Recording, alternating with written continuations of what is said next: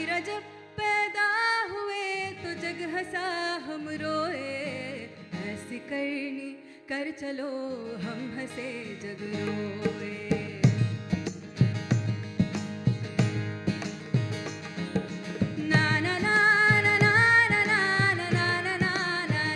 Good evening, one and all. We are grateful to have Sadhguru to address us in this session. Chalo ek nayi baatein ho jaye.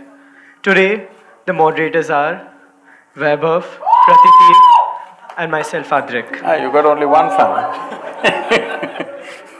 When asked to this community about questions, we received a plethora of it. We handpicked a few which were relevant to this session and we'd request Sadhguru to address it. Can I say a few words before the question? Sure. No. Can I say a few words before the questions? Yeah, sure.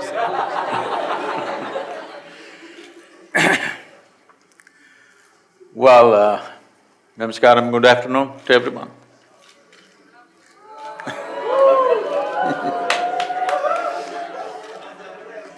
So, why this Youth and Truth? How did it come about?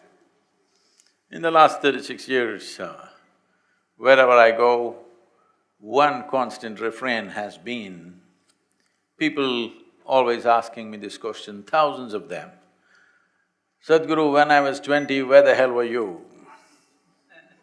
You come when I'm 60, what I'm supposed to do? If you had come when I was 20, I would have done this with my life, that with my life, so many things. So this has been bothering me for some time, that I didn't get to their life soon enough. So I thought we will step out and meet people below 25 years of age in this country, largely. And when we say life, we can imagine many things. But essentially our life is just a combination of certain amount of time and energy. Time, as we sit here, is rolling away for all of us at the same pace. If we do something, it rolls, if we don't do something, it rolls, if you're awake, it rolls, if we sleep, it rolls. Awake or asleep, it's just going away. As we sit here, what's ticking away is not the watch, what's ticking away is our life. When we are young, we may not think about it, but slowly, if you take up a lot of things to do, one thing that you will see is always scarce is time. It's just going away. In southern Indian languages, it's very appropriately said that when we say somebody is dead, we say kalamaitangan. It means his time got over, which is a perfect description. All that happened is somebody's time got over. When we are here, we are thinking we are immortal, at least people are going about as if they're immortal. But countless number of people like you and me have walked this planet and now they're all topsoil. Unless somebody chooses to bury you very deep, this will also become topsoil. So time, we cannot do anything about it, it's running away. But how we manage our energies will determine the scale and scope of our lives. This segment of life which we are referring to as youth, it is in this segment of life that human energy is at its highest exuberance. Most youth do not understand this, they think they are going to be like this forever. You must pay attention to little older people, how they walk, how they sit, how they do things. You will understand that this exuberance of youth that you're experiencing right now is not forever, it is only in this segment of life. So when your energies are like this, I thought if we could be of some help to bring clarity and balance into this exuberance of energy, this could become a phenomenal process. Life can become a phenomenal process. Tell me if my percentages are wrong, because you are living… you are staying in a premier institution, you may have different ideas of percentage, but I travel around the world, what I see is, every human being has a certain innate genius in them. But I would say not even 1% of human genius finds the necessary ambience, both external and internal, to unfold itself. Very few people are fortunate that they have an inner ambience and they also found an external situation where they can blossom allow their genius to blossom.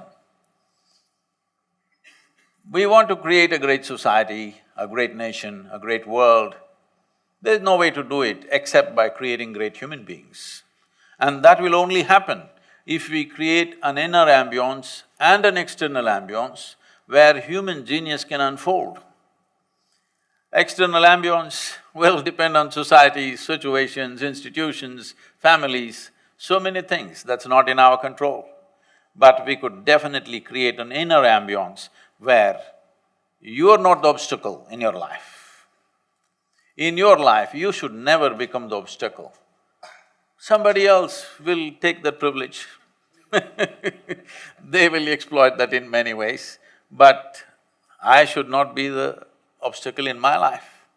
This much every human being can do. It's in this direction, with this intention, this Youth and Truth has been unfolded, and this month is closing, and after that every 3 months we are doing different universities across the world. The idea is to assimilate every kind of question that youth can ask on this planet and see in what sensible ways we can address this. Please don't hesitate to participate, you can ask any kind of question. Thank you. Namaskaram, Sadhguru. So the first question is… I've seen people answering, copying answers, but I never seen anybody copying questions. Yeah, so there's a statement and it is from a book called Angels and Demons, which is a very popular book among the youth. And the statement is, science is too young to understand religion. So, being a mystic, what is your understanding about science and the relationship between science and religion?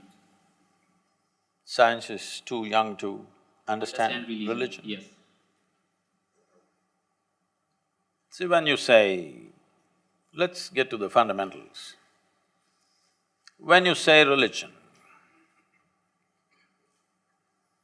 when somebody says, I'm religious, they always refer to themselves as believers, right? That means they believe something. What does believing something mean? Well, something that you do not know, because of a certain cultural ambience or a family ambience or a group of friends can get together and they believe something. Belief essentially means something that you do not know, you assume, gather enough people around you and concretize that as the reality. If you want to believe something, you always need company. You need a flock around you. If you're alone and you believe something, you will look stupid. You need company, you need 1,000 people who believe the same thing. Only then it feels like a great thing. Because belief will give you confidence without clarity. If you believe something, suddenly you are confident, but there is no clarity. Confidence is not a substitute for clarity. Confidence without clarity is actually a disaster. It's one of the worst human disasters. That people have confidence when they can't see clearly is a great disaster. Much suffering has unfolded out of this for humanity, for individual people and for the larger humanity. So much has been done. So why do people believe something? Fundamentally, you are not sincere enough to admit, I do not know. I do not know. The value of I do not know has not been realized. Only when you see I do not know, the longing to know, the seeking to know, and the possibility of knowing becomes a living reality in your life. Everything that you do not know, you believe. It will give you confidence. If everybody around you believes the same thing, it feels like a fantastic thing. But if you are the only one who believes that, you will feel like an idiot. Yes or no? So, by gathering a group or by attesting what you believe to something else, something that you consider as an authority, you have made authority the truth. Well, truth should be the only authority if you want to move forward with life. But at the same time, these belief systems which you refer to as various religions on the planet have worked wonderfully to provide solace to people. So there are two different things in one's life. Are you seeking solace or are you seeking a solution for your life? If you're seeking a solution, you must seek the truth. If you are seeking solace, belief works very well. Or in a way, it's a mass psychiatry and it's inexpensive and it works pretty good. So I wouldn't disturb it simply. Uprooting it will freak a lot of people. But should we evolve beyond that? Definitely we should. But science as you know it today, does it know everything? No. Its instruments of knowing are very simplistic and it is struggling. The only reason science is as important as it is simply because the spill out of technology. So science has taken great steps, but still their instruments of perception or what they're using as their fundamental logic and what is being done is very simplistic. Today modern physicists have come to this and they're clearly saying, we not only do not know, we will never know. They understand with these instruments, they cannot go further than where they are. But with the physical world, they've done a fantastic job. Knowing the life itself, no. With the physical world, they've done a great job. So, what comes out of science? Can I tell you a joke? It's okay? Story? Yes. You all right? Because you look so serious, all of you, it scares me, huh?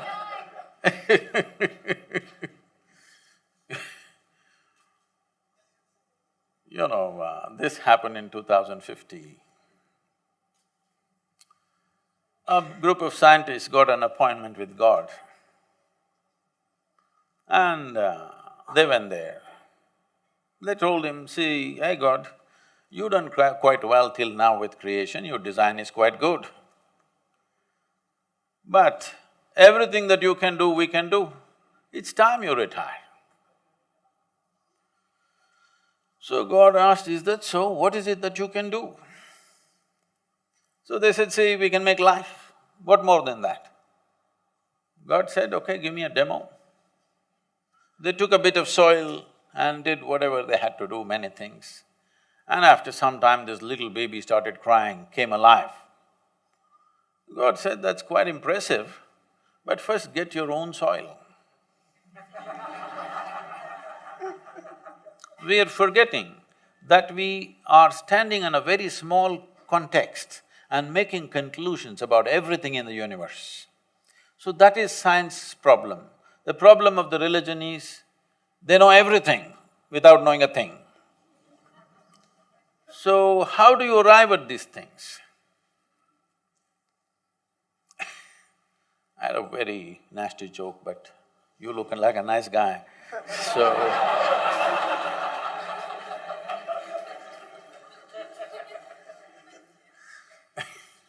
so let me downgrade the joke. This happened. In New York City, a 8-year-old boy got home from school one afternoon. He had a very progressive mother at home. Obviously, she was single.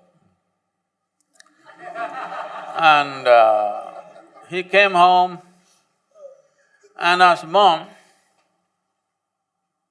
is God a man or a woman? You know, this is a big debate in America. Is God a man or a woman? They tried to settle this in the last election. And you know what happened? So she thought through this gender politics that is going on in the country. After much thinking, she said both. Then the boy went into deep thinking. After thinking for a while, he came back and asked, Mama, is God black or white? This is also a big debate. The racial debate is a very big debate. So after thinking through everything, all the racial politics in the country, she said both. The boy went into very profound thinking. Then he came back and asked, Mama, is God straight or gay? She thought through all the politics involved with that aspect of life, and then she said, both. The boy jumped in joy, I got it, it's Michael Jackson.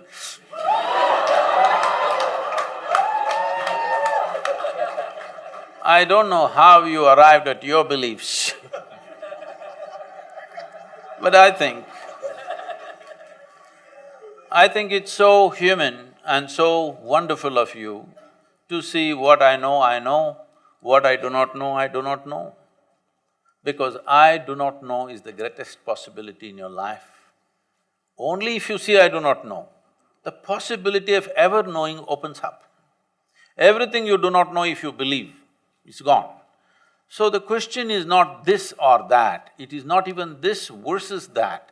See, this is a simplistic debate that has come to the world today, everywhere, and unfortunately it's coming to our country also. Are you for or against? Arey, life is not all for and against. There are many aspects to life. If you consider life, you are never for or against anything. The question is, what we are doing right now, is it appropriate to the situation in which we exist? Our actions must be appropriate, they must work, they must benefit.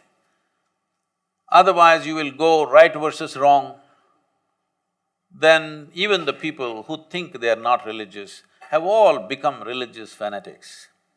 They think they are liberals, they think they are something, but they're all taken the position of fanatics. I'm right, you're wrong. Life is not between right and wrong. Life is only about, in a given moment, are you doing the appropriate action? That's the most important thing about life. I would like to ask something about which is related to belief. Little closer, please. Okay. So we are either stuck in the past memories or thinking about future, setting up goals and planning according to our goals. But it's not necessary every time things turn up the way we have decided, planned. So is it like everything is pre-decided by the fate? So is somebody up there, not you guys, somebody up there, are they deciding everything? See, up,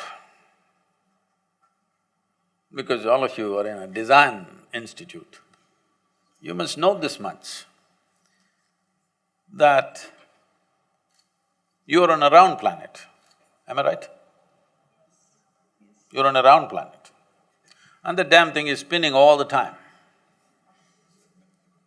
So if you look up, invariably you're looking up in the wrong direction. You're not even on the North Pole, you're at a certain latitude.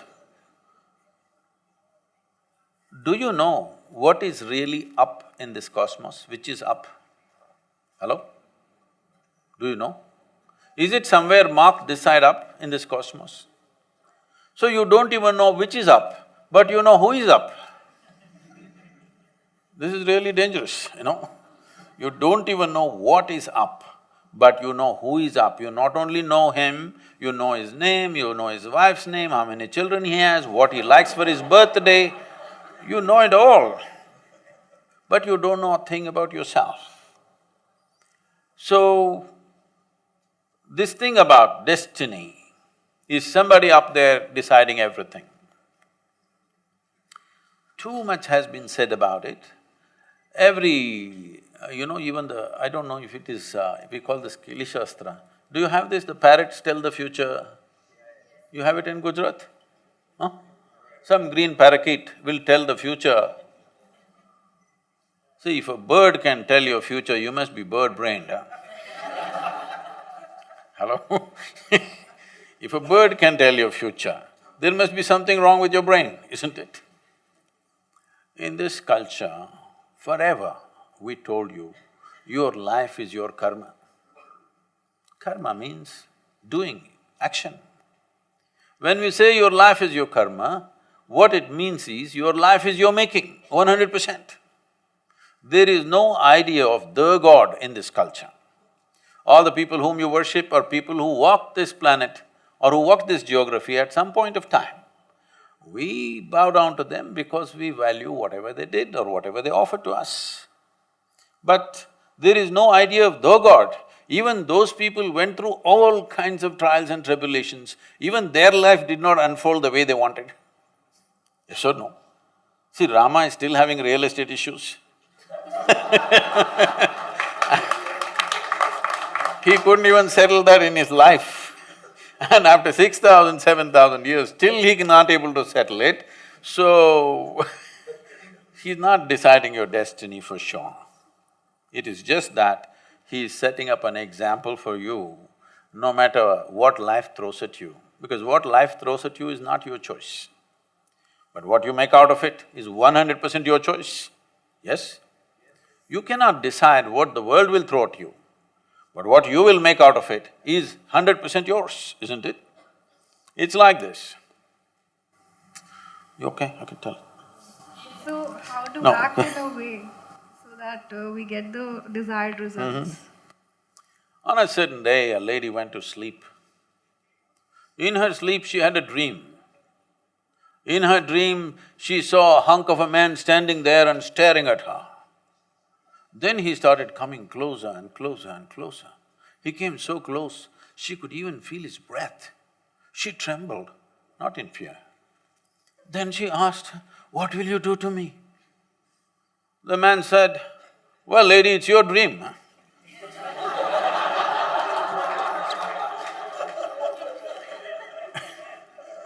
What's happening in your mind, in your emotion, in your experience is 100% your doing, isn't it so? Hello? But right now, whatever happens outside is happening inside of you. This is why this question is coming up. Otherwise, if you decided what is happening within you, would you keep yourself blissful or miserable? You must choose, all of you. If your thought and emotion happen just the way you want it, would you keep yourself blissful or miserable? What's your choice for yourself? What you want for your neighbor may be debatable. But for yourself, it's 100% clear, you want highest level of pleasantness for this one, isn't it? So right now, only because the outside is determining the nature of your experience, you are worried about what happens outside. If you created a situation within you, you are always blissed out. Outside is just a play, you would play it with full force, isn't it? Right now you hesitate, most people's entire life is half steps because the fear of suffering, what will happen, what will happen? If you are determining the nature of your experience, fear of suffering is out. Only when the fear of suffering is gone will you walk full stride in your life. Otherwise, all the time you will take half steps. Human potential is hugely crippled simply because of fear of suffering. How did we get all these things? Somebody read this book, these days from scriptures people have come to Dan Brown, but but otherwise the older the book is, the more wise it is somehow. How do you believe? What makes you believe that people who lived here 1,000, 2,000, 5,000 years ago were smarter than you and me? Why? Why do you believe that? I don't think so. Then also there were some smart people, then also there was a whole bunch of idiots. Yes or no? Now also it is true, some people are smart, rest are doing whatever rubbish they are doing. Yes or no? Do you believe 10,000 years ago everybody was super smart and wise and fantastic? No, that's not the way it is. So this whole idea, anything that falls out of an old book must be sacred, has to go.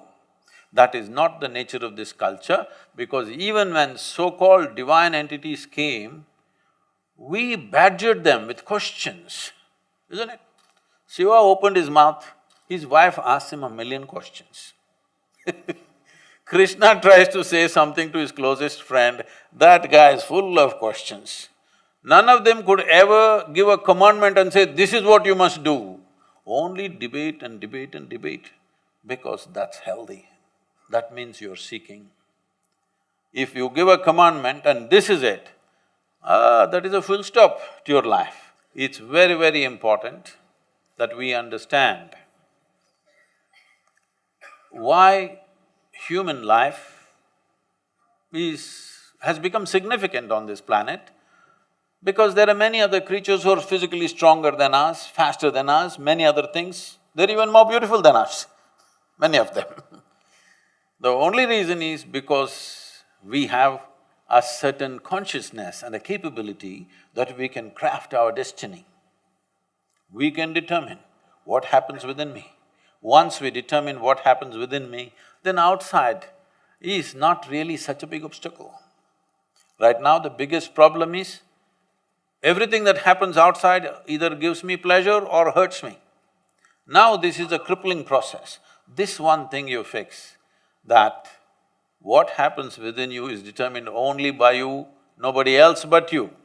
If this one thing happens to you, you will see, you will be the master of your destiny. If you take charge of your body, if you have some mastery over your body, 15 to 20% of your life and destiny will be in your hands.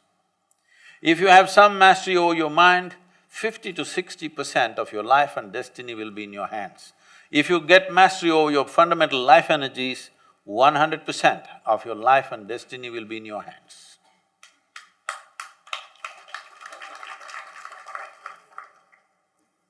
It is just individual human beings, will they strive for that or not is the only question. I'm sorry?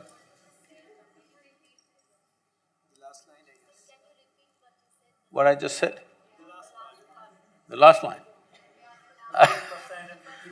I said 15 to 20% of life will be and destiny will be in your hands if you just have mastery over your physical body.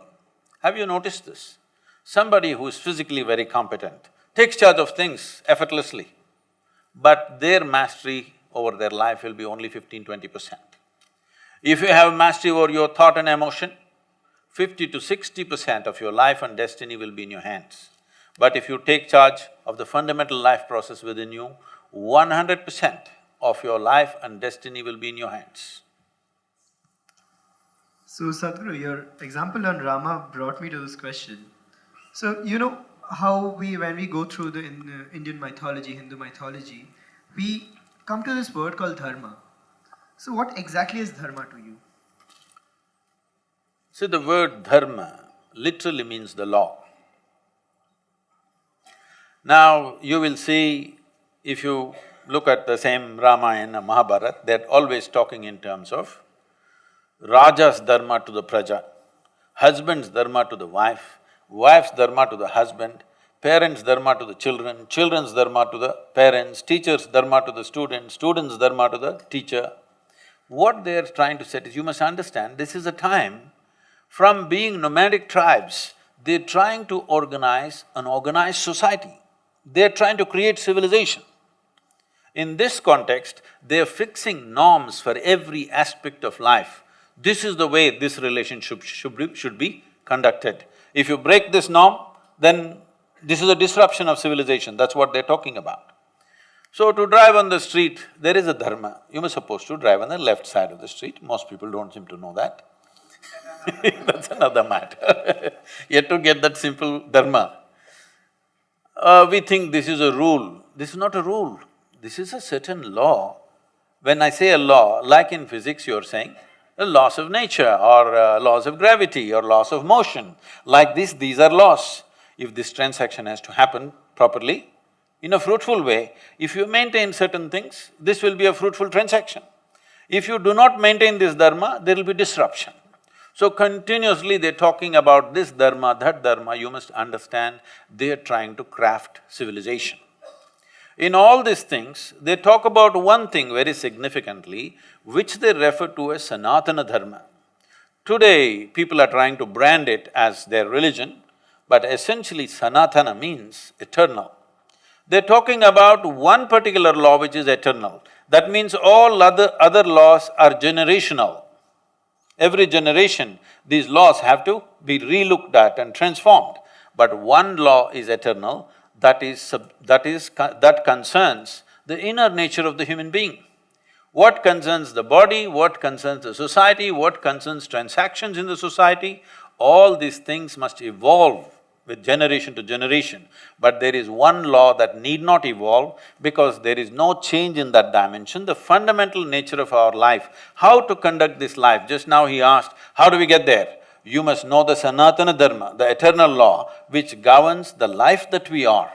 There is a law that governs our body, there is a law that governs our social transactions, there are many laws that govern the social transactions that we perform, but there is one law which governs the fundamental nature of our life. This we called as the eternal law, just to make people know, this you need not change, because this is always a constant. So dharma means a law.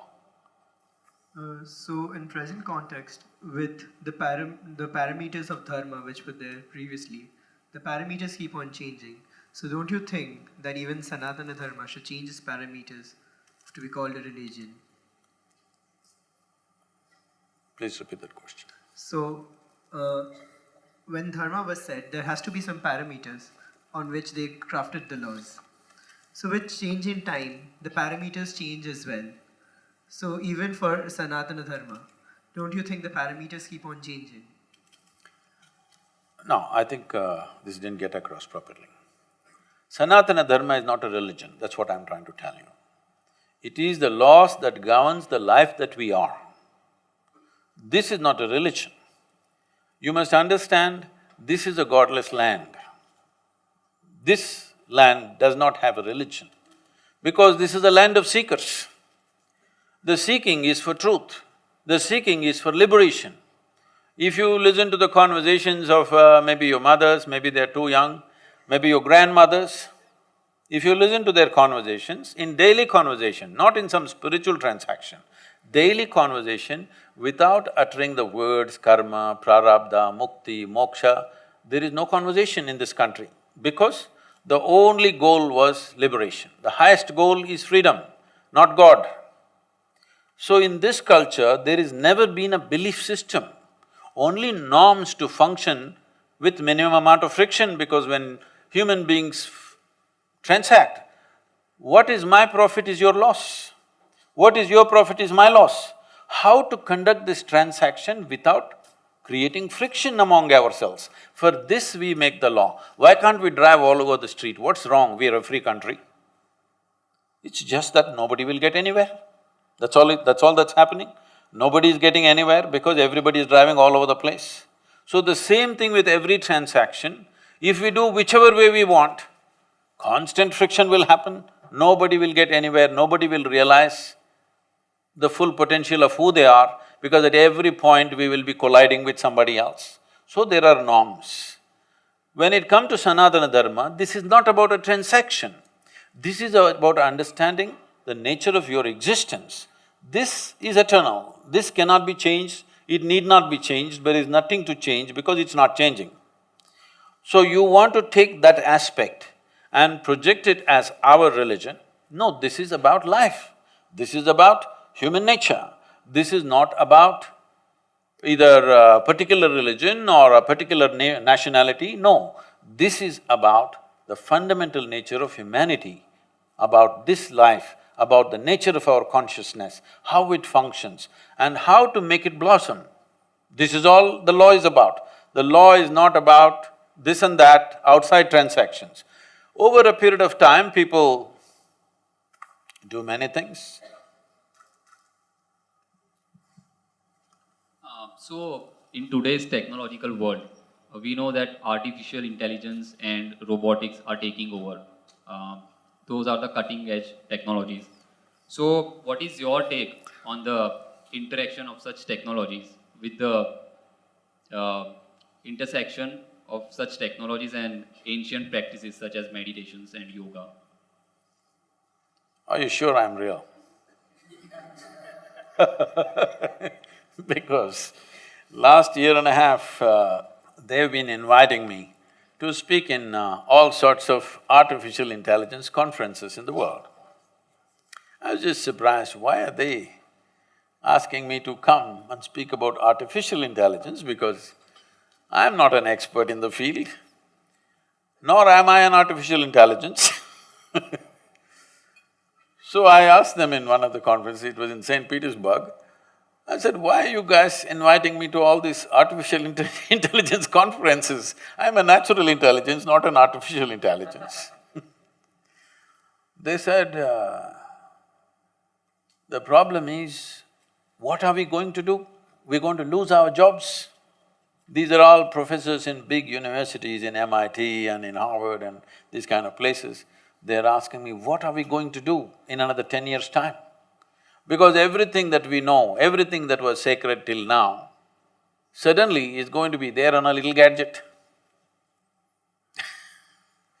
You must understand this. What artificial intelligence means is accumulation of information, analyzing it and projecting it the way you want at a given moment will no more be considered as a valuable thing in human faculty. Because a simple gadget will do it much better than any human being. Already that Google lady is looking smarter than any of you, isn't it?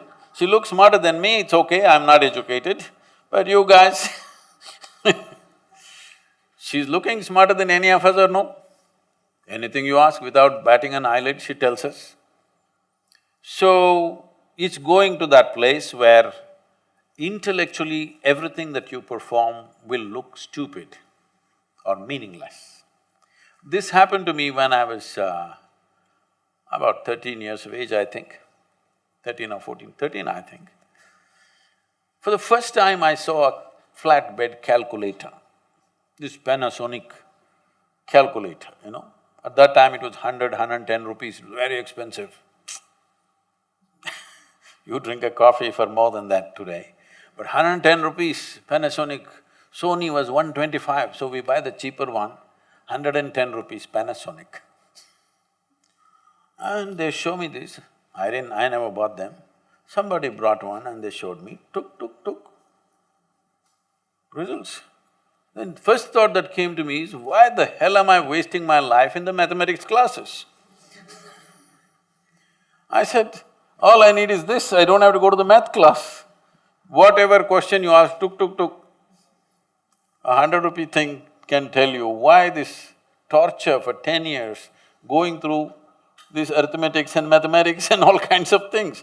It can even do sin theta, cos theta, whatever nonsense you want. Then only I thought, we must make a big machine which does all this rubbish so that I don't have to go to school. At last, the dream is coming true. In the next 10, 15 years, the education as you know it, professions as you know it today will become meaningless because right now, they've created these machines. Right now, we are still kind of obsessed with creating machines which look like us, which is unnecessarily complicating. It can be a square box which walks everywhere and does everything we do. It's too insulting for human intelligence. So, we're still making it look like a human being. If something is intelligent, it must look human in our mind. But slowly, for the sake of economics, somebody will make one tall box which does everything that you do, okay? Time is coming for that. So once this happens, many things that we are spending years on learning will be meaningless. Now they built a thing, I was meeting this one top real estate guy in Russia. They're designing something that if a customer comes and says, what kind of house I want, what is my aesthetics, what is my culture, what I like, how it should be, and what's my budget. A machine designs a complete house, 10 different alternatives that you want, including paintings, hangings in the wall, the furniture, the works. Now they're saying in another 5 to 7 years, they're saying, it can even print the house and build it. So just imagine the design, guys. So many of you will be out of your occasion unless you do something that a damn machine cannot do. All of you should gear yourself for this now. You must be able to do something beyond your intellect. Human being has many layers of intelligence. Intellect is only a small part of it. Right now, our education system is completely dedicated to intellectual development of the human being and we think that's the grandest way to live. No, it is not. We can explore that if we have the time. But in the yogic way of looking at things, we look at human intelligence as 16 parts. If you explore other dimensions of intelligence, only then you will be relevant when everything intellectual. Intellectual means your intellect cannot function without accumulated data. Yes or no? Hello? Yes. Your intellect cannot function without accumulated data, is that so?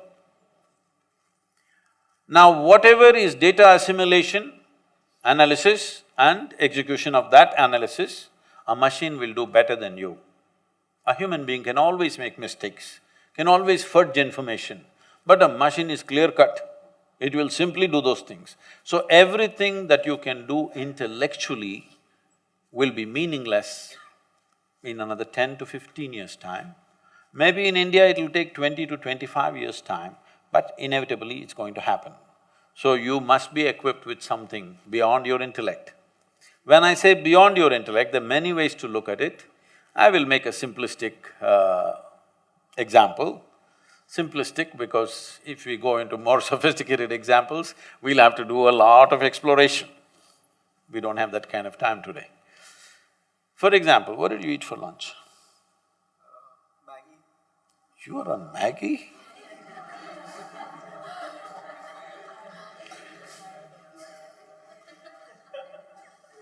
Can't you… somebody take care of his nourishment? He's on Maggie? Okay, even if you eat the noodle, a noodle doesn't look like him, doesn't feel like him, nothing. But this noodle he eats, within 3-4 hours' time, this Maggi noodle has become a human being, isn't it?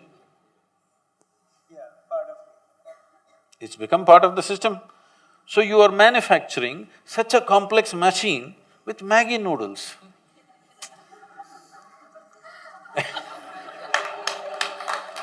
This is like a 3D printer.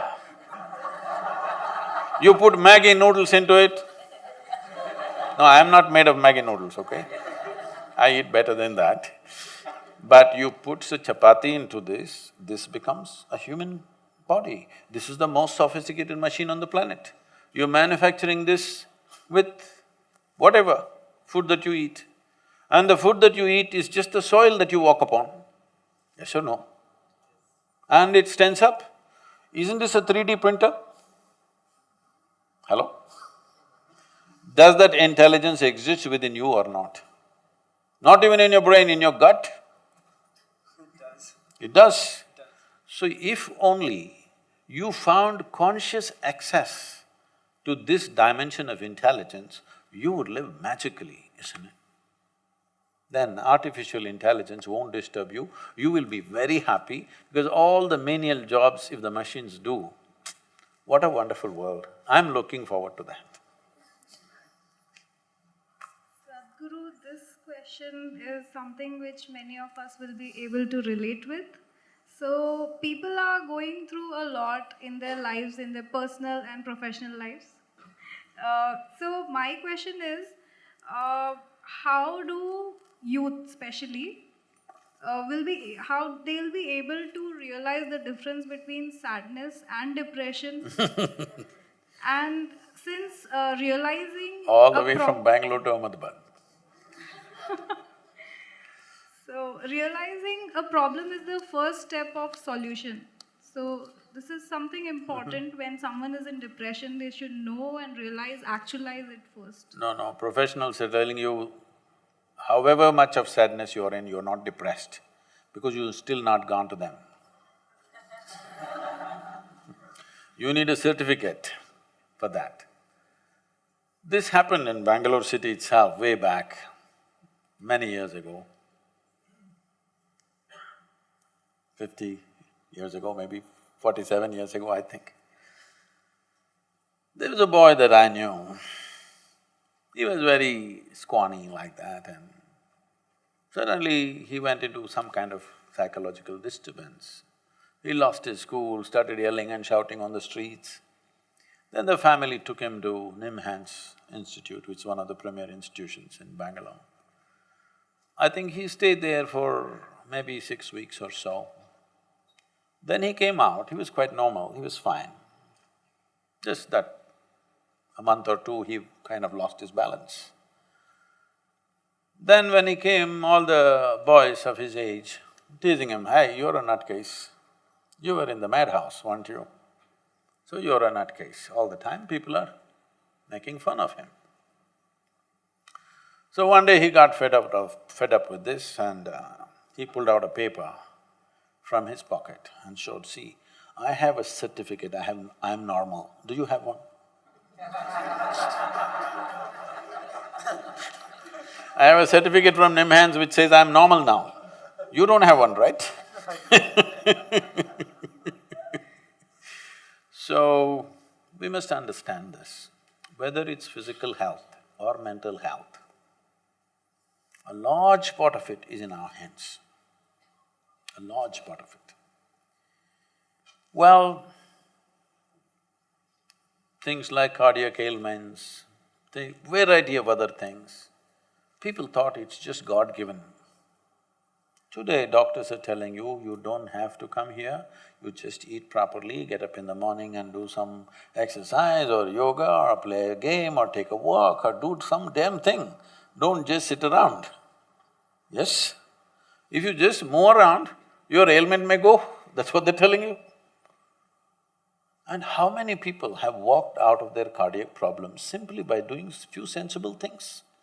And how many people have gone to the surgery table because they did not do those sensible things? Is it true or not? So any ailment is not an absolute. Yes, there are certain intrinsic aspects within us which may tend to push us in that direction. Maybe, congenitally, your genetics are such, maybe you are moving towards a cardiac problem, but you can also move away, hold yourself away from it. To a large extent, there are some things which are beyond us, that's different. But a whole lot of it is in our hands. Now, without taking what is in our hands into our hands, we are looking up or looking at the doctor all the time. Some are looking up, some are looking at the doctor. Those who look up will go there, those who look here will go here. United States of America, the most affluent country on the planet. See, why does an individual human being or a society look for affluence? At the initial stage, affluence simply means a choice of nourishment. That's what it means, I can eat what I want.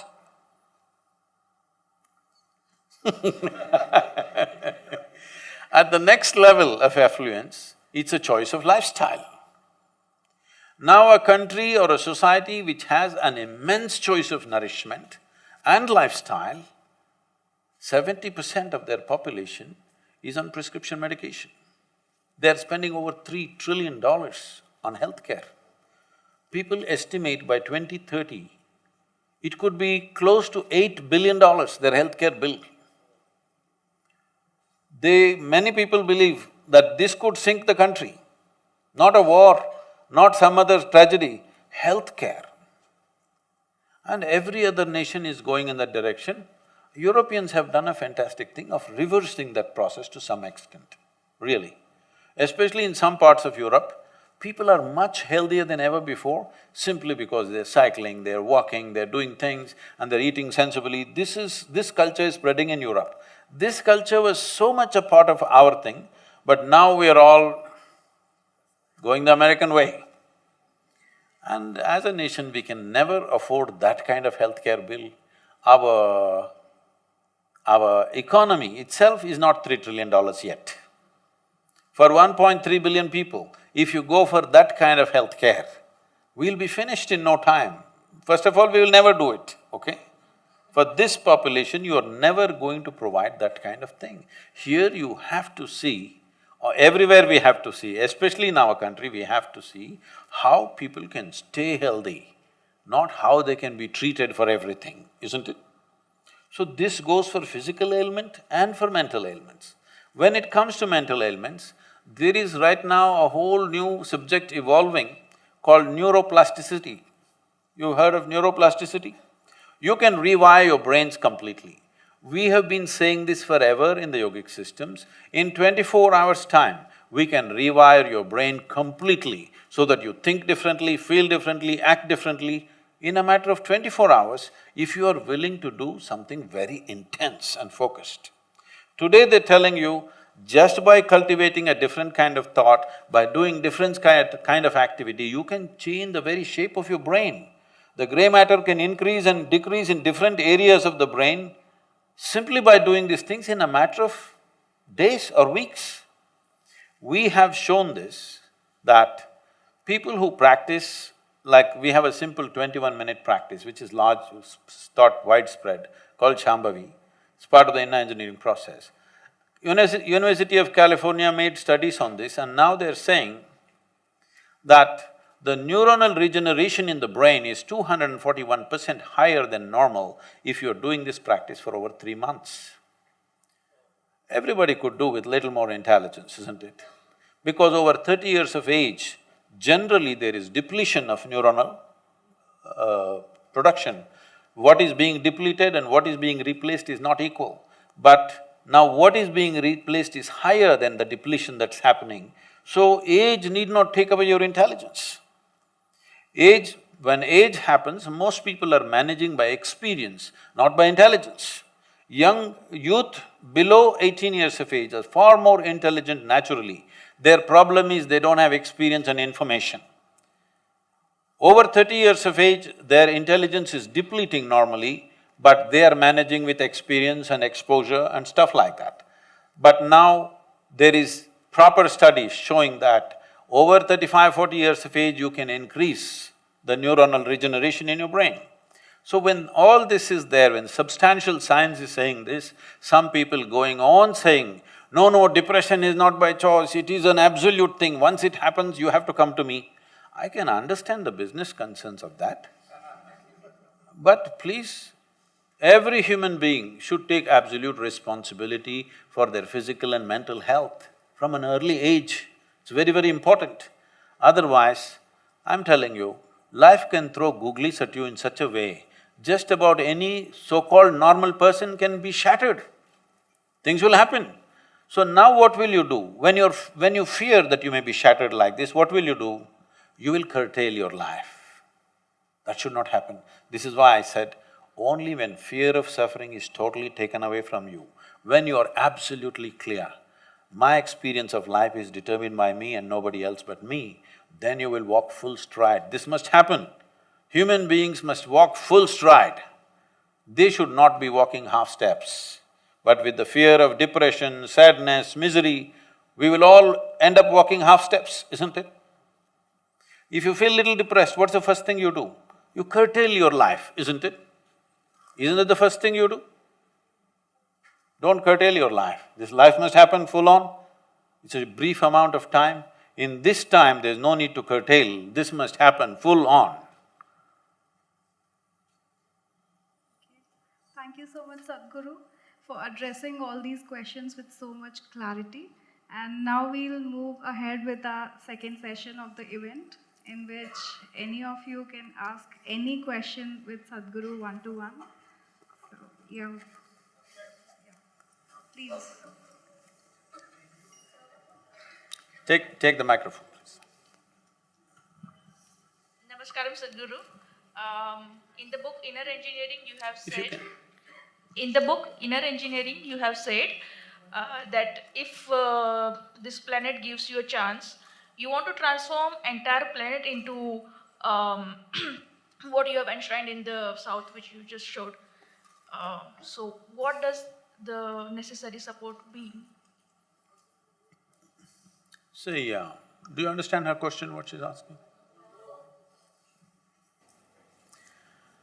We're talking about I will explain the…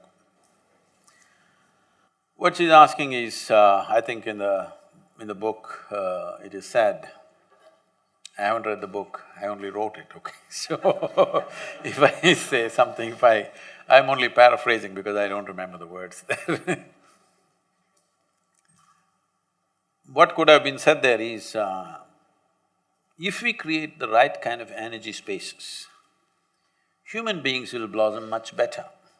This is why in this culture, people have misunderstood this whole thing now in competition with various other things, but in this culture, especially, it was all over the country, but the northern part of the country has taken so much beating in the last 1,000 years of invasions and occupations. You don't see that culture so much, but if you come south, it is still largely intact. You will see this much better because south never really got thrashed by invasions in any big way. Generally it was quiet. Still people want their idli soft and sambar hot, and those are the big concerns. Because they never really faced any kind of extremes, either of weather or of invasions and occupations. All the time for few thousand years it's been there. So if you look at this, you will see, especially in Tamil Nadu, Karnataka, Andhra Pradesh, you will see this. The center of the ancient towns is a magnificent temple. If anybody wants to understand engineering and design with the limited material of just having granite stone, it's the most miraculous way of doing things. This temple, to build it, normally it took 1 or 2 generations of people working to the same plan and design. And they never left their names on it. Who is the designer? Who planned this? Not in one place did they write their name. And this was created as a consecrated space. You must understand, these temples were not places of prayer. Never ever did anybody lead a prayer. There is a pujari who does some chores there for you. He is not in any way leading you. He has no power over the people who come there. That's the best part of this culture, that the man who stands in the temple as an official has no power over the people who come there. He cannot tell them what to do and what not to do. This is a very good thing in a religion, that they don't have any power. Otherwise, in the assembly of what is considered a sacred space, you could influence people in so many different ways. So apart from this, this was mainly an energy center, so the tradition always said, nobody told you, you must pray, you must send a petition to God or anything like this, but they told you if you go there, you must sit down for some time. Have you heard this? That if you go to your temple, you must sit there for a while. Today people go there, just touch their bottom to the floor and go, because they're doing a ritual of… because somebody said sit down, they sit down and go. The idea is to sit there and imbibe this energy. Every day in the morning, particularly people who are householders or who are in family situations, before they start their daily whatever activity, first thing is take a shower, go to the temple, sit there for some time, then go for your activity. This is like a public battery charging place to charge you up in a certain way. Different types of energies. Today, you want to go for a business thing, you go to one kind of temple. Today, you have a wedding to attend, you go to another kind of temple. Like this, for different purposes, they crafted different kinds of energy systems. The important thing is to just sit there, imbibe and go. They also said, if you are on a spiritual path, you don't have to go to the temple. If you don't know this, sadhus and sannyasis don't go to the temples. They are full-time on spiritual path, so they have their own self-charging methods, they never enter any temples. I've built them, but I never go there. I never go there because if I close my eyes, things are handled for me. I don't have to go and sit in a public place where other people are making use of it. So, this was created for a specific purpose so that a human being can blossom. In the sense, if you want your plants in your garden to be full of flower, you have to maintain a certain ambience, isn't it? Similarly, if human beings have to blossom to their full potential, a certain ambience is needed. This is not about worship, this is not about belief, this is about creating a certain kind of ambience so that naturally it'll be easy for a human being to blossom.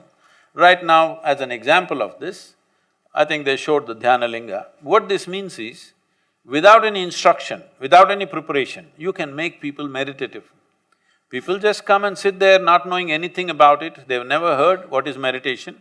They will sit there thinking they'll sit for 10 minutes, they'll sit for 1 or 2 hours without knowing what happened. Simply because the very energy ambience is such that they will become meditative. Like this, so many things can be created. The important thing is, every home used to have a consecrated space. If you just look back, if you just go to any house, which is like, let's say 3 generations of people have been living there, they will have a sizable puja room. Somewhere there will be one yantra, there will be some consecrated substance, object, but now because of their fear, they have added 2 dozen gods all over the place. Every time somebody brings one new god, they will put it there because fear has become the key now. Fear has become the basis of all this.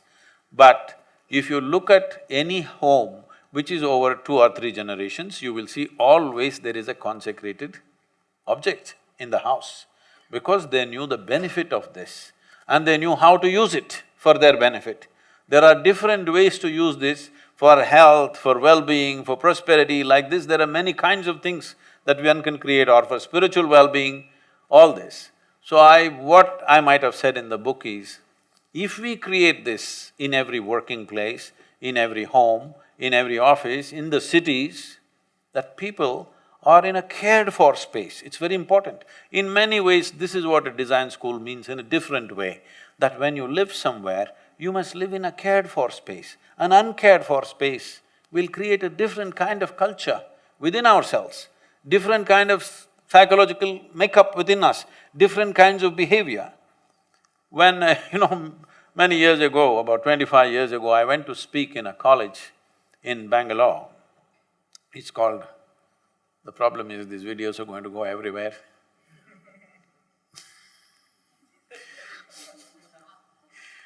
This college, maybe I hope it's improved now, it's called Acharya Pathashala. You heard of this? In Bangalore city, among the young people, they call these college students as apes. Acharya Pathashala is apes. They're very proud of being apes. So I went there to speak. I just looked. Everything that can be ripped off has been ripped off, including the door shutters, window shutters, even the steel bars are all bent and removed. Only the concrete shell, which they could not demolish, is standing. I looked at this and said, no wonder everybody calls you apes. This place is only fit for apes, this is not for human beings. Human beings need a better ambience to blossom. So when we created our schools, I said one thing is, it must be a super cared-for space. Children should walk gently and they must learn to maintain these things. First of all, they must learn to live gently and well among themselves. Today, if you come and see our Isha home school, it's like an art museum. Not one thing in the last 12 years has ever been damaged by the children. They manage everything. Young children, they just learn to live in a cared-for space, and parents are saying, Sadhguru, how to provide these things at home? They're coming and demanding, why is the house so bare and bad like this? Our school is so wonderful. It's very, very important, all of you are in design, that you should put India back on its aesthetics. Aesthetic is very important for how human psychology evolves, how a human being behaves, how he shapes himself, depends on the shapes and forms and sizes that we create around. If it is in some way oppressive, we will become those kind of harsh people. So, this is very important, not only to create a physical ambience and aesthetic ambience, energy ambience is also equally important. What kind of support we need? We need you, that's why I'm here.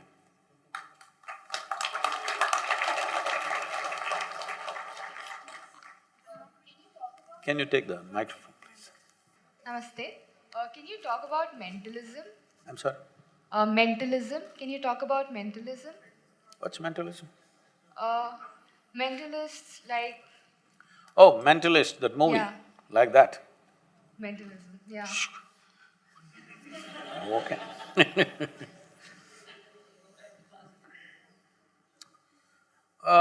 Don't go by the Hollywood movie. A lot of things are exaggerated there, but can human mind do things outside? Of course it can. Today if I utter this word, I'm sure there's a whole lot of misunderstanding because this comes from elsewhere. This is what Tantra means. Tantra does not mean unbridled promiscuity as Americans have projected it. Tantra means the technology. Technology means when those times when we did not have any external instruments of technology, we realized the highest grade of technology is here. And to exercise this in many different ways. Now, if we want to see outside the door, we need a periscope. Now somebody found a way to look beyond without a periscope. In a way, this is the mentalism, or what do you call this? Mentalist. Using your mind beyond the realm of your body. Right now, mind is functioning within the realm of your body, you want to use it there. It is possible to do that, it's not possible. It's just that all kinds of wild and absurd things are believed. If you trim those things, in many ways, knowingly or unknowingly, many of you are using this. You create what you want in the world when you really want it. In a way, it's simply your focus which makes those things happen. Maybe it is not as tangible as it's in a cinema, but every one of you to some extent you're doing, isn't it? How effectively do you do it? Depends on… there are many things, if I say things that happen around me, they're too fairy tale-ish. I wouldn't believe such nonsense if anybody told me, so I won't tell you, because I don't want you to believe or disbelieve those things. But every day people around me witness things which they think is nothing short of a miracle, but there's no miracle. Life is a big miracle. Are you a part of it or are you out of it? That's a big question. Isn't this a big miracle? This guy eats a noodle and becomes like this? Is it not a miracle, I'm asking? It is a miracle, isn't it? Question is, are you consciously in it or are you out of it? That's a big question. If you're in it, you're… See, if you use any thought, this is… well, he was asking how do we do it in the beginning. Suppose you generate a thought. Have you noticed this? Suppose you generate a thought and then you invest your emotion in this thought, suddenly this thought becomes boom. Huh? Yes or no? Right now, I generate a thought, oh, she is such a wonderful person. But now I invest my emotion into that thought. Now suddenly, you are not just another person to me, you are something else to me. Is it reality or no? Just because you invested your emotion into your thought, now there is a next thing. If you invest your life energies into it, consciously, suddenly this will become something else altogether. Suddenly, you become like, life is a play, it's no more a struggle. Because miracles are always happening, you put a little seed, it becomes a tree, he eats a noodle, he becomes a man. I'm saying this is happening to… it's happening all the time, just see. You put filth into the root, just see, it becomes fragrance. Is this not miracles and miracles all over the place? The question is only, are you consciously a part of this miraculous creation or are you stuck in your own logic and outside this miracle? That's all the big difference is.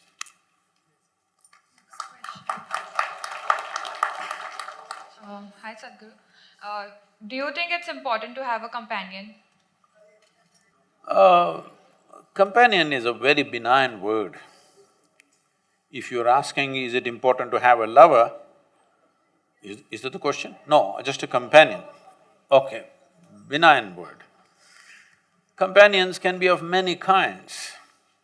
There could be companions for education, there could be companions for a party, there could be companions for your… as a sounding board, there could be companions for your business or your many things. So is it good to have a companion in various aspects of our life? This question was asked to Gautama, the Buddha, long time ago. I'm not usually given to quoting anybody because looking at you and your question, I thought, we'll bring him back, okay? Someone asked this, is it good to walk in company or alone? Gautama looked at the person and said, it's better to walk alone than to walk with a fool. You understand? Because he's saying, who else will walk with you? So, do you need a companion? If you're thinking of a long haul of something, it's good to have a companion. If you're looking at short bursts of creativity and action and change of direction in your life, being alone, you'll be very agile. If you're looking at a long haul, company is good. If you're thinking of short bursts of doing things, being alone is always best. I've seen Mahabharat, your version. So it was full about boons and curses. And the question is, do we have control over others' life? Like you just said, that you make your own life. If I am making my own life and somebody curses me, and then I'm finished. So what do I have the role to play? Yeah. It's like the energies. Do I influence your energy and can I control the way you live? See, we were just talking about this, she talked about mentalist. Your question is related to that in a way. Now, in my mind, I just create a thought that something should happen to you, something good or bad. Well, it may happen, it may not happen. If you are very receptive to me, it may. If I say something, if you take it very seriously, you may change things. But if I invest my emotion in my thought, I will make sure the thought gets across to you in a very big way. Then the chances are more that it may happen to you. It is not even that it is necessarily happening only because of my thought and emotion, it's just that my thought and emotion will create a whole bunch of thoughts in your mind, which is now modern science is called as neuroplasticity. That because of a powerful thought and emotion that I threw at you, now you get enslaved to that and your whole psyche is around that thought and emotion. Sadhguru said this, and you're going crazy about that. And your entire brain will take shape in that way. It is no more mythology. Modern neurology is talking about, neurosciences are talking about it. So you will manifest that, good or bad. Now if I invest my life energies behind it, even if I don't tell you what is my thought, still I can change the neuroplasticity of who you are. It's possible to do that. So when you talk about those boons and curses, they're talking about that kind of influence. Somebody who's invested a lot to generate this kind of energy within himself says something and that thing just happens to you because your whole mind gets wrapped around that little seed that is thrown into you. So this is why even even to teach a simple form of spiritual process, even to teach a very basic form of meditativeness, when you come to us, we will not do it unless you take a larger identity, that you become all-inclusive in some way. If you are not all-inclusive and you become powerful in your mind, you are a dangerous character. It's just like somebody who is not in some way responsible for the world has a nuclear bomb in his hand, he will inevitably cause damage, isn't it? So this is why meditations and spiritual processes, before they're being taught, a certain amount of making your identity much larger than your individual identity, so that you become all-inclusive before you become meditative, is always taken care of. In spite of that, there could be a Vishwamitra being born, what can we do?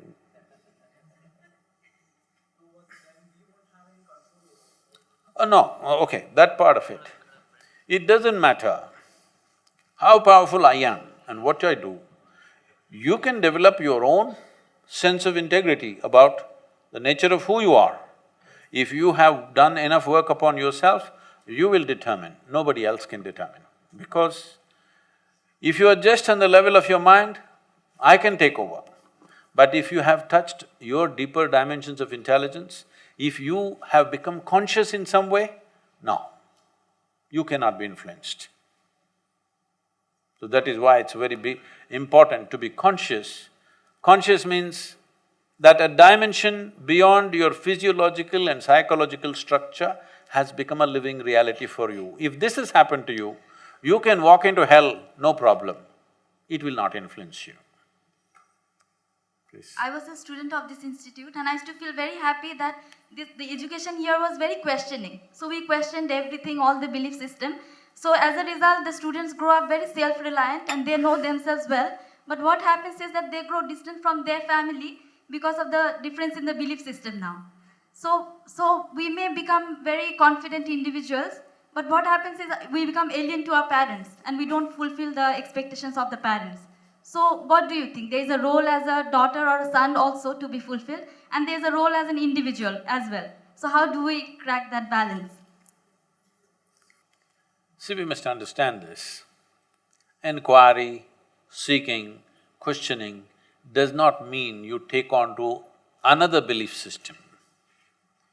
Leaving one belief system and going into another belief system is not a better place. It's just a new gang. Right now, in the world, there are theists and atheists.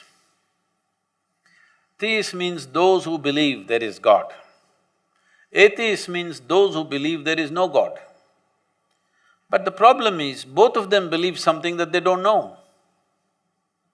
One person believes positively, another person believes negatively, and one person thinks he is superior to the other. But the problem is the same with both the people. They are not sincere enough to admit, we really don't know. The reality is you don't really know, isn't it so? Hello? Do you know for sure? Hello? Do you know for sure how this creation was made? You don't know. But both are not sincere enough to admit. But one thinks they are very superior to the other. They think the theists are idiotic, they're going to the temple and doing Ram Ram. But the theists have compassion and pity for these people. They are not connected to our God, so they're lost. But the problem is, both of them neither have the courage nor the commitment to admit that I do not know and seek what is the truth about it. There is no courage and commitment to seek. That is why both of them are taking their own conclusions, but one thinks is better than the other. So being in an institution like this, especially design, if really design has to flow out of you, one important thing is there's no conclusion in your mind about anything, But it takes a lot of courage to live without conclusion. To simply live here without taking sides, without concluding this or that, to simply look at life in constant wonder, takes some courage. It's easy to belong to some gang or the other, and unfortunately, joining a new gang, people think new gang is better than the old gang. No, this will also become old in some time, just a little bit of time. You have to wait for 10 minutes, it'll be a old gang. So, do we have duties to our parents? It is not a duty. It is just that we must understand, we were not born like this. We were born helpless little babies. Somebody fed us, somebody washed our ass and, somebody did all those things for us when we could not do any of those things. Somebody made us stand up, somebody protected us, somebody nourished us. Out of this, out of gratitude, we do certain things. At the same time, we don't surrender what we wish to do with this life because it's a fresh life. This has to do something new. So there are civilized ways of doing these things, of breaking away from everything that your parents are and still maintaining It's not a balance, there's no balance, it's an imbalance. When you want to do something very revolutionary, they're not going to agree with it. But the problem with most of the young people is, they will get angry that somebody is stopping them. No, they're not stopping you, they are telling you the best that they know. Yes or no? They're trying to do the best that they know. If you appreciate that, they're only trying to do the best that they know, it doesn't mean you have to give in to what's best that they know. As a new generation, you must do something new, otherwise what's the point of one more generation? We could have ended with ours. Yes, what is the point of a new generation if you don't do anything new? But they will get angry that you're breaking away. You don't have to get angry, you can still be loving, hug them and do what you have to do. Yes, because the relationship with the parent is not of intellectual evolution or revolution. It is of love and protection and care. That's a relationship. Please maintain that part of it and do whatever the hell you want. So empathy is a word that we use every day, and especially we as designers have placed it on a pedestal. So we want to know what is your interpretation of empathy, and is it necessary for everyone to have it? And if so, then how can it be taught to someone? Oh. Well, there's a lot of room for empathy in design, in creating things. But today, a whole lot of design that's happening in the country, a land which was steeped in aesthetic at one time, that we invested, people invested their entire life to just carve one stone column. That kind of culture, today our design and aesthetic needs more sympathy than empathy. Because if you walk in front of a home, all the 72 shades of Asian paints are used on a single home. It needs more sympathy than empathy. So, empathy essentially means that your life reverberates with another. This is not your idea, this is the way it's happening, isn't it? When you know, when we realized that Tamil Nadu had only 16.5% of green cover and the national aspiration was 33%, and a very rich land which it was, some UN agencies came and predicted in 97 or 98 that by 2025, 60% of Tamil Nadu will become a desert. I don't like predictions, first of all, any kind, because predictions don't take into account… they take into account the cold facts that are there, but they don't take into account what's beating in a human heart and what are human aspirations. So I drove around to see whether it's true. Then I found that it would happen much sooner than 2025. Then we made a simple plan. I made a simple barefoot plan. Okay, so many thousand square kilometers. If you plant 114 million trees in the next 8 to 10 years, in 15 to 20 years you will have 33% green cover. So I called a bunch of volunteers and about 4,000–5,000 people sat there. I told them, see, we need to plant 114 million trees. They looked like this. Sadhguru, do you know 114 million means what, Sadhguru? How many zeros? Can we ever plant that many trees? I said, see, Tamil Nadu's population is 6.2 or 62 million people. If all of us plant one tree today, take care of it for 2 years and plant one more after 2 years, we got the number. So it's just that people have never thought how to compensate what we are using. Then they said, no, how can we get people to understand this, how will it happen? Then I did a simple thing, I said, call one meeting. We called a much larger meeting, 7,000–8,000 people or somewhere between 5,000 to 6,000 people. Morning, 11 o'clock meeting in Tamil Nadu. This is a place where there are some 5–6 huge rain trees which cover almost like 3 acres of land. These 5 trees cover literally almost 5 acres of land, full shade, beautiful. But we sat in hot sun at 11 o'clock. So I also sat there in hot sun and talking to them, just gossiping with them, telling them jokes. They slowly, initially they were laughing nicely, slowly. You know, after 1 hour, if you're moving around, you won't feel the sun. When you sit there, slowly it gets you within an hour's time. They're looking like this, what's wrong with Sadhguru? Why is he… Right here, so many trees, we can sit there. I went on, when I saw they could all faint, and I said, okay, let's go. And we walked and sat under the tree. Everybody, ecstasy. And I said, you see the difference? You know what's a tree only when you roast it for some time in the sun. Then come under a tree, you realize it's like paradise, really. It feels like that. After a hard, sunny day, you come under a tree, you realize it's something else. People who are living in buildings won't understand this. If you're working outdoors, you know this very well. Then I made them sit there and see, we set up a certain spiritual process. See, what you exhale, the trees are inhaling. What the trees exhale, you are inhaling. They all sat like this with tears in their eyes and some of them screaming, shouting, rolling. I said, this is it. All we have to do is, this is 1/2 of your lungs hanging out there. You don't fix it, this won't function. It became an experiential process. Now you can't stop them from planting trees. Tamil Nadu has got a culture of planting trees like crazy. Even in the weddings, everybody is giving saplings to each other. Well, they've planted some 33, 34 million trees till now.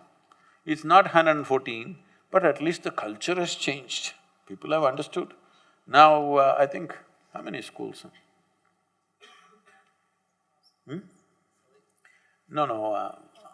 Some few thousand schools have become green schools. If they plant over 10,000 trees, we give them a certificate of a green school. A few thousand schools have become green schools now. The culture has changed. People are planting trees simply because they understood what I exhale, the tree inhales. Always this life has been reverberating with that, isn't it so? So empathy is not an idea, it's not a philosophy that you develop. If you pay attention to your life is reverberating with everything around you, isn't it? If it becomes an experiential process, we call it yoga. Yoga means union, that you actually experienced union with something beyond your body. This is called yoga. Consciously you obliterated the boundaries of your individuality, that means you're in yoga. Twisting and turning is not the yoga. Yoga means union happen. How will union happen? You have drawn a boundary of your individuality. If you consciously obliterate that in some way, then there is yoga. But whether you experience it or don't experience it, every moment what you exhale, trees are inhaling, what they exhale, you are inhaling, isn't it? So when you experience this, and I don't have to tell you don't cut the tree, it'll anyway happen, but now you're trying to bring it as an idea, as empathy. But it is fine, empathy is fine, but if it becomes a living reality, it'll be much better. Life will happen more naturally rather than trying to rub ideas on each other, because life is all-inclusive. It's not that you and me have to make up a philosophy to make it inclusive, it's anyway all-inclusive, isn't it? Nothing can live without anything else. Everything is happening as one big happening. Instead of being a part of this mega celebration of life that's happening on all levels, then you will see you won't need a party. If you simply sit, observe things, everything flares up within you, because everything is happening like that. Nothing is separated from anything in the universe, isn't it? And empathy, you're trying to bring it to the back door. It's like morality. When you have no humanity, you need morality. If your humanity is up and alive, you don't need any morality, you will do what is needed anyway. Today, when we have a lot of opportunities available to us, the multitude of choices that we have almost paralyzes us, because we have a limited amount of time. How do we choose, how do we go about choosing what do we want to pursue? Yes, ma'am. Hello. So taking this context into account, what he just described, I would want to ask about how this context would be taken in terms of what spirit is. Elaborating spirit in terms of me as a body standing here right now and being able to converse these words to you, and then listening to these words, you then say what? No, I didn't say I'm listening. So, are you not listening? You're misusing that question. His question is totally different. We'll come to you. We'll answer that question. Yeah. But that question and this is… you're creating more confusion So for him. after this question, maybe? Yes, yes, yeah, ma'am. Spirit. Thank you. That's a good design.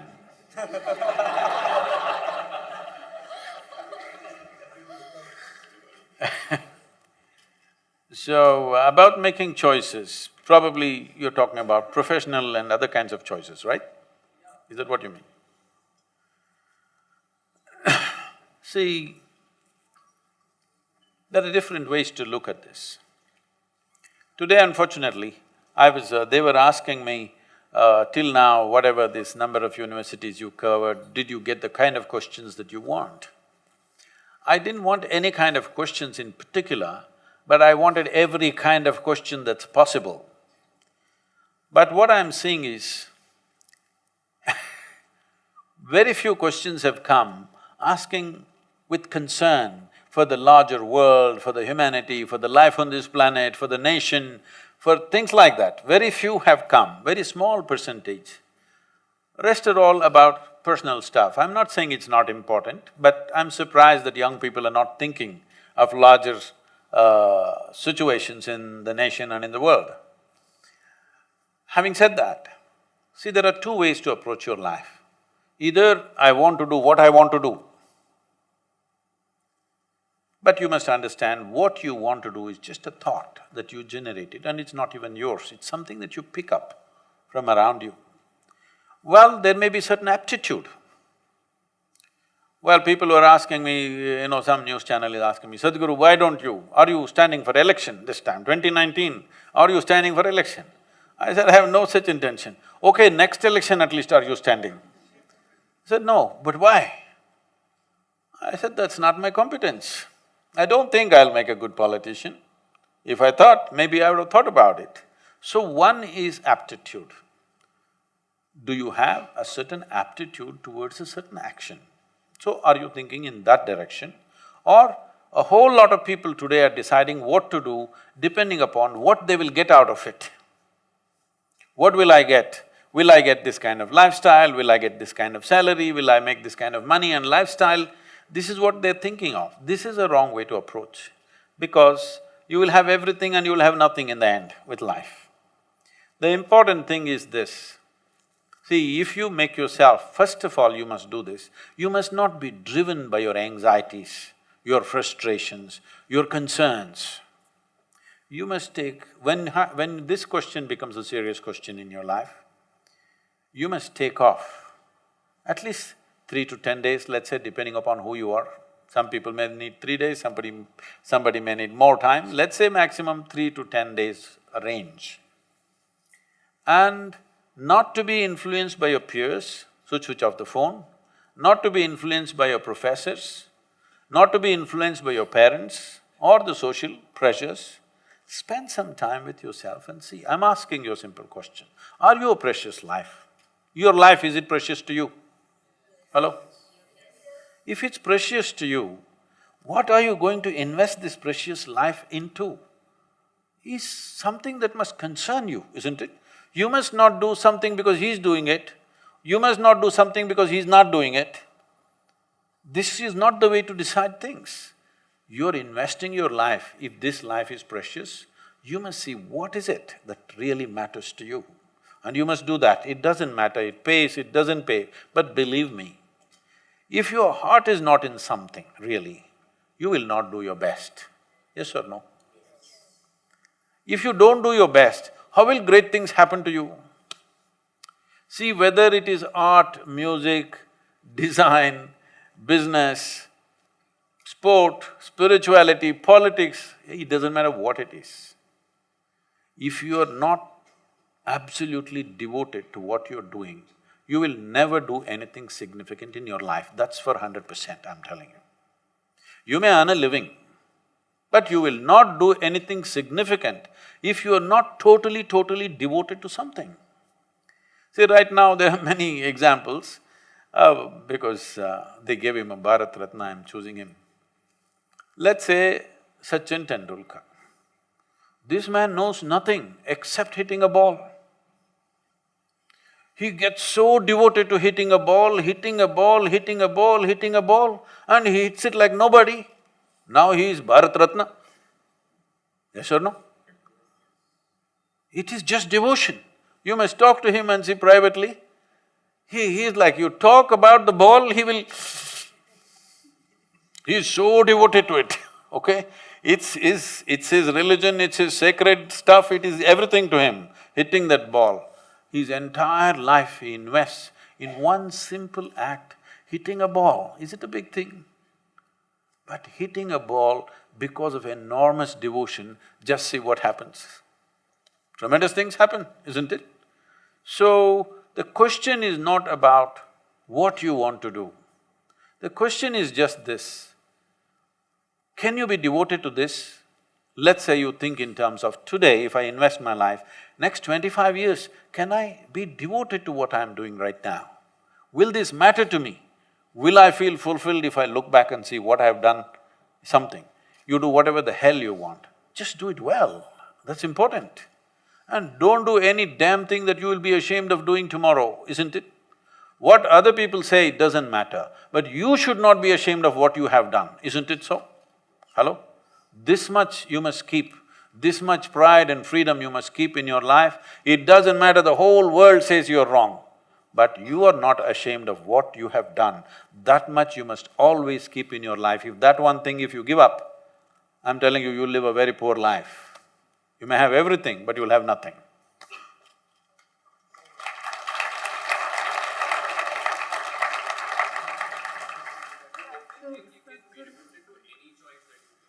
I'm sorry? Yes, see, that is the next aspect. The question is, will you do what you want to do or will you do what is needed most right now in the world? If you are joyful by your own nature, what I want to do is not important. What is needed right now, you will do that with absolute devotion. So, if you can be devoted to anything that you do, what does it matter? What does it matter? You will do what is most needed, isn't it? You must do what's most needed actually. I think somewhere else I said, see, if you're a fool, you will do something that you don't like to do. If you're an intelligent person, you will do what you love. But if you really want to be a genius in your life, you will do whatever is needed with absolute joy and involvement. It's no more about me, because you can do anything with total involvement, so what's the problem? I'm sorry? Right now, design, huh?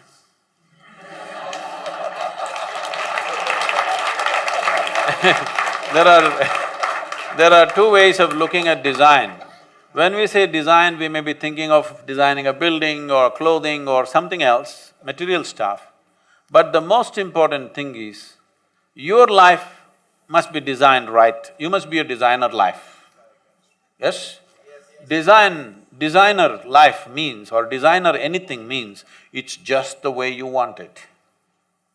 Your life must be a designer life, isn't it? It must happen the way you want it.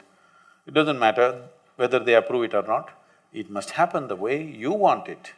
This can happen only within you, because outside world is not completely mine or yours. Little will happen my way, little will happen your way. This is the way it is. But what's within me must happen my way, isn't it? This is a designer life, because I design my thought, I design my emotion, I design my experience, I design my chemistry every day, how it should be. So, you must have a designer life. Thank you so much, Sadhguru. I'm sure, one minute. We will be having an informal session. I'm sure there are many unanswered questions over here, so don't worry about it. And thank you so much, Sadhguru. I'm sure Bate with you have triggered many minds over here. I would request the director to say a few words. So on behalf of NID community, I would like to thank Sadhguru for spending time with our community, and we really feel honored. And today's discussion certainly is opening up a lot of, is going to allow us to think differently and see that how we can take these discussions to the next level. I would like to take this opportunity to say this, that, see, in this country of 1.3 billion people, most youth of your age, the kind of conditions they educate themselves, the kind of conditions they live in, and the kind of conditions they end up in for a lifetime is not really great. Well, we're trying to change that, but still not too close. So all of you who are in a premier institution, it's very, very important that you value this and make use of this time here, because what I'm seeing is there is a rush to live. Don't live too early. This is a time to build yourself up. If you don't enhance the life that you are early on, you will see you will live a small life. It's very important that you are an enhanced life before you step out of your education. Enhanced in every way, in thought, emotion, spirit. Where's the spirit girl? In thought, emotion, energy, in every way you must be an enhanced life. That is when you step out, you have a full scope of life. If you go there in a small way, you will end up with a small aspect of life. So please make use of this time to enhance the life that you are. Not just skills, not just education, but the life that you are must rise to a different level of competence within yourself. This is important because not many people have this opportunity in this country to study in premier institutions. So, I hope for the next generation you will create a more aesthetically sensible India. Thank you very much for having me here.